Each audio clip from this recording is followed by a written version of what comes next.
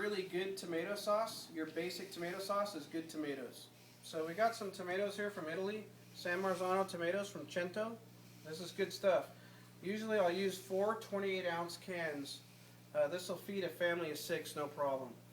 Then we've got Parmesan cheese, which is essential not only to put on your pasta, but we're also going to be using these in the makings of the meatballs, and we'll get to that later. Then of course we have our Italian seasoning, which is very basic. You can buy this at any grocery store. It's cheap, and that's essential to the sauce and the meatballs. Then we have tomato paste. This is a non-flavored tomato paste. It doesn't have any of that Italian flavoring because that'll mess up your recipe really bad. You just want the regular tomato paste.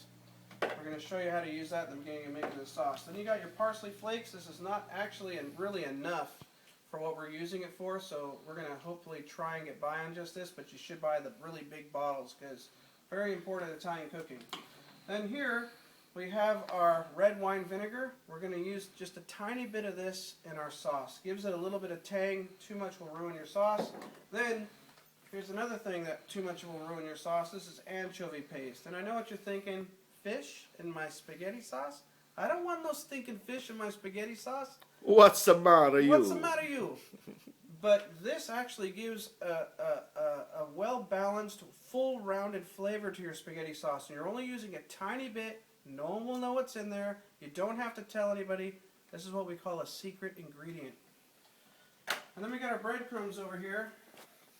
Breadcrumbs are essential to making meatballs.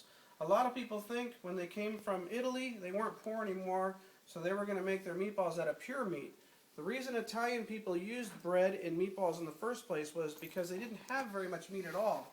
So they spread it out by packing a lot of breadcrumbs in with their meatballs. And it turns out when they came from Italy to America and had more money and made the meatballs with pure meat, they found out that they didn't taste nearly as good. So don't skimp on your breadcrumbs in your meatballs. It should be at least 1 cup of breadcrumbs per pound of meat. You can go up to as much as 2 cups per pound.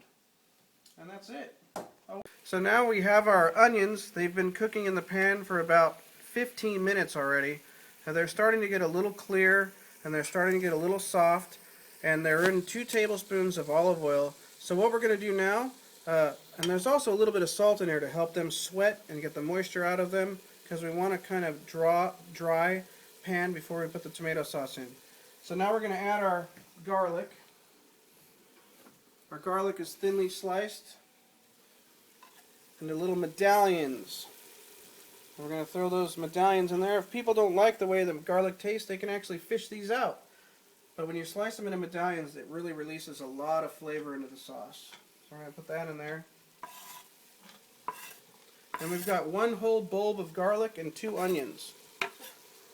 So quite a bit. It might seem like too much. It's not. Then, along with the garlic, we're going to put in our carrots. Only because they're thickly sliced, and I thought we can get away with putting them in now. I usually put them in later. Carrots add a thickening agent to the sauce. Helps it to stand up on top of the noodles. And that's it. So now we got the carrot. We just put the carrot in right after we put in the garlic. And we're going to let the garlic and the carrots continue to cook with the onions for another 5 minutes until they become soft and the onions are completely opaque. Okay, so alright, so you use these 2 fingers here. Open these fingers up wide. Like this? Put your thumb here. And I'm going to show you with my hand. Okay, so you've got your finger just a little bit off to the right of the middle. Your thumb. So over here. Like this. And you don't squeeze it because you're going to break it in your hand. You're going to hold it kind of light. Kind of lightly. Okay, now watch me, okay? I'm going to hit it right here on the bowl. And then I'm going to take these fingers and open them up and push with my thumb this way, and that's going to open the shell up. So, okay, we're ready? Watch. Oh, little shell fell in there. You don't want that. You know why that happened? Because these are non-organic eggs and the shells are super thin. Ooh, yeah, from Costco.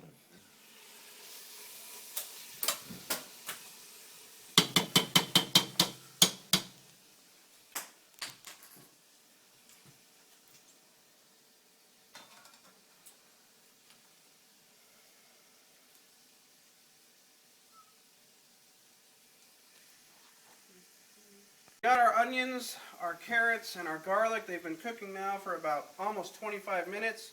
Now we're going to add it and come into our pan. We're going to add our Italian seasoning, our sugar, and our anchovy paste. If you can get in there. Just a little bit of that. And our regular white vinegar, and you only need a splash of this. This kind of helps neutralize the acidity. And then we're going to put in some tomato paste, and we're going to stir all this up until it becomes a paste itself. All the onions, the carrots, and the garlic with the tomato paste, the Italian seasoning, and the sugar into a nice paste. And we're going to cook this in this state once it's mixed for a total of 3 minutes on medium heat. Roll. This is Austin learning how to use the can opener. Making the famous Italian spaghetti sauce. This is his 3rd can, and man, He's like looks a like a pro pro already. already. Don't get any blood in the tomato paste. All right, be careful. That's sharp. All right. Oh, no. You don't hold it like that, You buddy. don't slice you open big Dude, time. you just want to twist it. This is sharp, man. You could lose We your... both almost had a heart attack. Dude, do not do that, man. So, now we've got our crushed tomatoes. We've got our pasta primer done. Everything looks beautiful in there, if you can see that. Now we're going to add our tomato sauce, our crushed tomatoes. We've got 4 cans. Make sure you don't splash it out all over the floor. Now, there's a lot left in there. And what does Grandma say to do? Well, she says to put water in there. We're going to put water in there. Make sure that we get all that expensive Italian tomatoes into our pot, not in the trash can.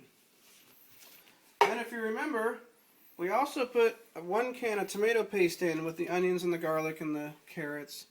And to every can of tomato paste, you fill this can up 3 times with water and pour the water in. That way you get about the right amount of water so that the tomato paste can become tomato sauce. That's it. Austin is going to put the pork and the beef into the bowl. So that's what we need to do first. That now? Yes. And now you got to get that paper out from the bottom. Alright. And now the beef. So we So- got pork. 50% pork, We got- favorably. We've got 33% pork and the rest beef. Yes, throw it So all about in. 80%, 70%, 77%. Somewhere around there. Okay. Come on, we're making Italian meatballs here today at the homestead. So come on in. We're gonna check this out over here. We got we got 2 pounds actually, of ground beef. Underneath that, we've got another pound of some ground pork. Now what we're gonna do is we're gonna make these Italian style, okay? And we're gonna be using some shallots. This is a shallot. Looks like a little onion. But it's not. It's a shallot. That's why I told you. It's a shallot, okay? Get it straight. Now what we've done is we've chopped up our shallots into little pieces like this. Just like Grandma used to do. You know what I'm talking about? Now we're going to take those shallots and we're going to saute them with some olive oil. The olive oil is pretty hot here. It's steaming. We're going to turn it down a little bit like this on low. Then we're going to put those shallots right in there. Listen to that sizzle. You hear that, fruitcake? That's the sizzle sound you want to hear. Now we're going to let that sizzle there a little bit until they start to become a little bit soft. And then we'll continue with our recipe. Okay? Capiche? Hey, welcome back to the kitchen here. I'm here with Austin, who's helping me. He's my sous chef of the day. He's got the eggs. What he's doing here is he's putting in 1 egg per pound of meat. Now we've got 2 pounds of beef. We've got 1 pound of pork. are the eggs of the cement of this meal, as they are on any meal. And so he's providing a very valuable thing right here. Okay, so He's you're poured done. it. Pour it in there. Now since we've got 3 pounds of meat, we're going to do 3 teaspoons of pepper. And we don't have any measuring spoons here, so we're going to do it the Italian way, with no measuring utensils. By sight. For every pound of meat, you put in a handful of parsley flakes. Obviously, the people we sent to the store were deficient in their shopping abilities. They bought a very, very small bottle of parsley flakes. Let's see how many handfuls this is. We got 1. We've got... Oh! Okay, I was insufficient in my ability to judge how much parsley flakes this small bottle holds.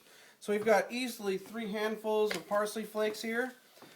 Now you need, for breadcrumbs, we do the plain breadcrumbs. You don't want any seasonings in there. That's for people that are called retarded.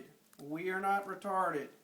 So now we're going to do 1 cup per pound of meat. So this is a 1 cup measuring cup. So we got 1. We've got 2. And we've got 3, which is exactly how much this holds. Now, we're going to do a little bit of Italian seasoning, same stuff we used in the sauce. We're going to do 1 teaspoon per pound, so that's 3. That's about 3 there. A little bit more for flavor. And then the secret ingredient, Parmesan cheese. Any Italian chef will tell you Parmesan cheese is essential to a good meatball. It gives it a certain dairy unctuousness flavor. So we're going to do a handful per pound. So we've got 1, 2, 3 handfuls of Parmesan cheese. And now for the ultimate secret ingredients, we've sauteed some shallots. Now we've got 2 shallots for 3 pounds. I found that too much shallots gives it a little too much flavor. So we just want to this was in a background flavor in the meat. So we've got 2 sauteed shallots with a little bit of Italian seasoning and salt in there. And that adds an amazing flavor to the meatballs. And that's all for the ingredients for the meatballs. That's it. That's everything. So I'm here again with my sous chef Austin, who's very eager, obviously, as you can see his hands, to start digging into the meatballs. What we're going to do is we're going to mix up the meatballs. You don't have to mix it crazy. You just got to get it mixed up, that's all. A lot of people like to drink wine when they bake or they cook, and that's fine. Unless it makes you forget to put the salt in, which is what happened here. Again, 1 teaspoon per pound, and since we don't have the measuring utensils, we're doing it by hand, very carefully.